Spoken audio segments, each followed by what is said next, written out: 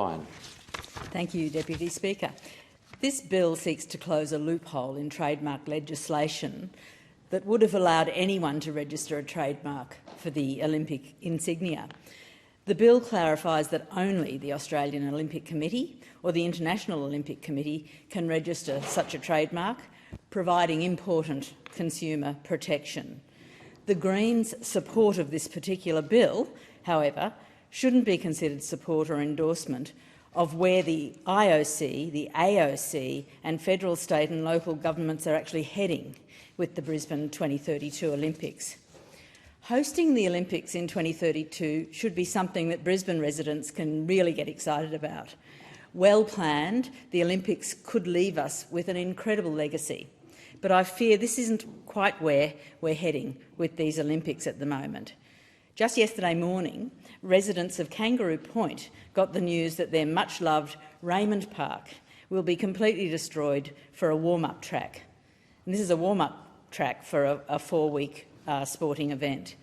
This isn't to mention the ridiculous sort of waste of our taxpayer dollars on the Gabba Stadium. In fact, if you looked up the definition of madness in the dictionary, you might find this. The state Labor government plans to knock down and rebuild the Gabba Stadium for the Olympics, only to have to reconvert it back afterwards. In this process, they'll actually destroy a beloved and important heritage school and disrupt a whole community. And the budget for this? Well, it's already tripled to $2.7 billion and construction hasn't even started yet.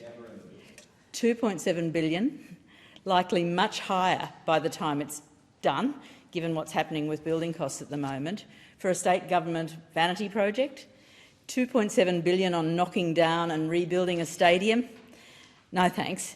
That's $2.7 billion we could actually spend on building thousands of beautifully designed public homes, $2.7 billion that could be spent expanding our public transport network with more high-frequency routes, $2.7 billion that could be spent on creating beautiful parkland, community libraries, public swimming pools. But no, Deputy Speaker, this is clearly not what is actually happening. What kind of legacy is this lack of rational planning leaving? Who will these Olympics actually benefit? Clearly not the community. If the community doesn't have the ear of the Olympic planners, who actually does? We know, and I understand this industry, the property industry and developers are absolutely salivating at the prospect of government support to build so-called affordable housing and other infrastructure without an overall vision for the future of the city, without a plan, or indeed proper controls to ensure long-term benefit for the city and citizens, and indeed without any definition of affordable houses.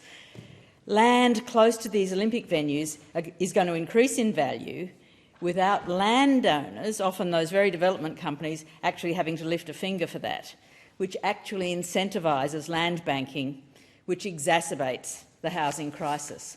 So, Deputy Speaker, while the Greens are supporting this bill to clarify the use of the Olympics logo, we're not endorsing the way the state and federal governments are going about the 2032 Brisbane Olympics to date. Devastatingly, it looks like the usual story. The frankly venal and ultimately economically short-sighted prioritisation of the big end of town over the needs of the community.